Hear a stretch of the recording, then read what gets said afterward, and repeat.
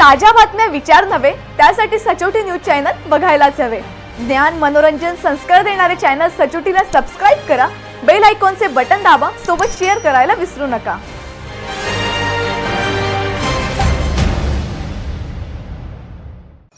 शिक्षण मंत्र्यांच्या मतदारसंघात विद्यार्थिनी सुरक्षित नाही तर महाराष्ट्राचे काय?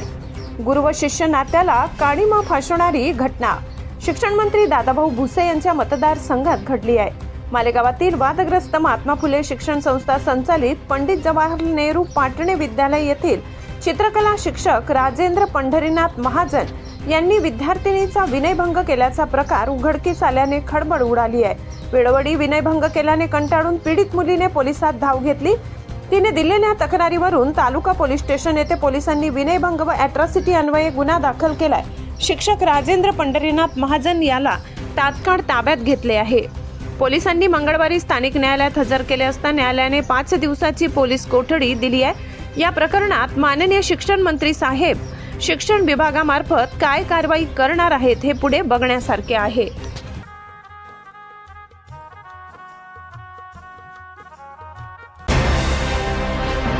ताज्या बातम्या विचार नव्हे त्यासाठी सचोटी न्यूज चॅनल बघायलाच हवे। ज्ञान मनोरंजन संस्कार देणारे चॅनल सचोटीला सबस्क्राइब करा, बेल आयकॉनचे बटन दाबा, सोबत शेअर करायला विसरू नका।